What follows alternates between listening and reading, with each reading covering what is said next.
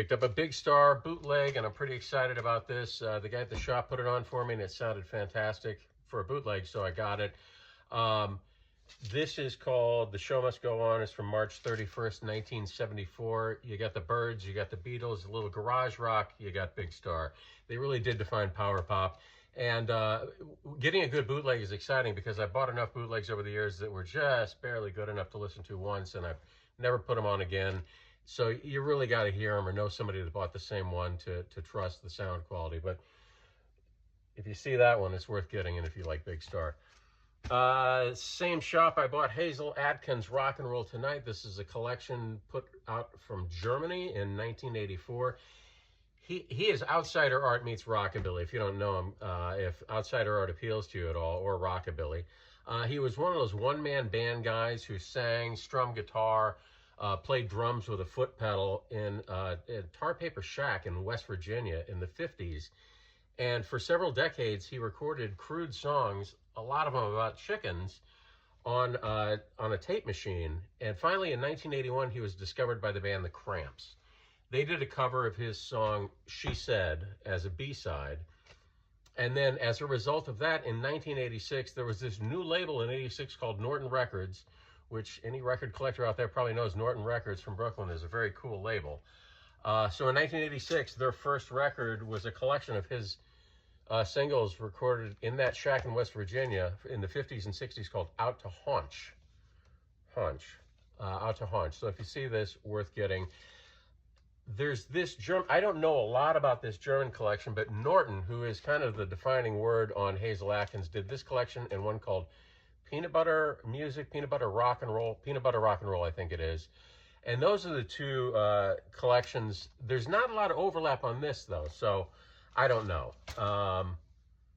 Again, outsider art, rockabilly.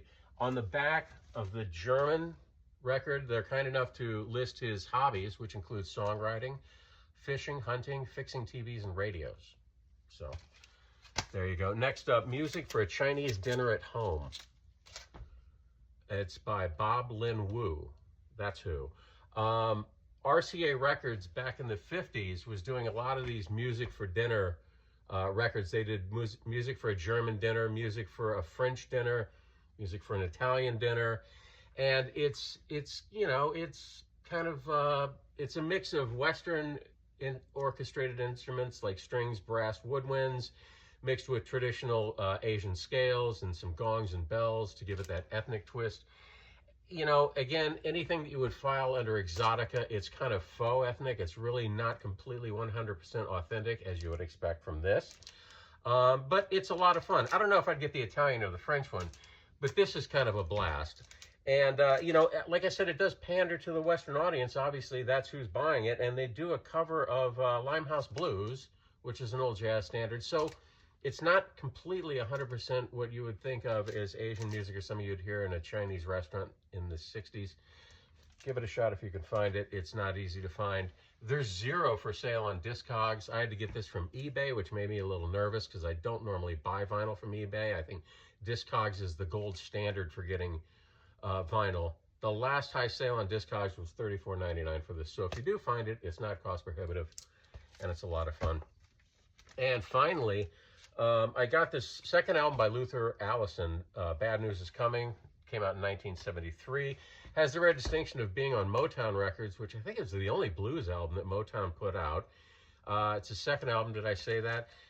Raw Chicago blues with a taste of soul and funk, but in 1973, everything was a little funky. This is, it's Killer Straight Ahead Chicago blues album, and if you like that kind of thing, well worth getting. And price-wise, you're probably looking at $60 or so for a reissue that came out in 2016, I think, and probably didn't sell enough to where there are that many at this point, so that's why the cost is what it is.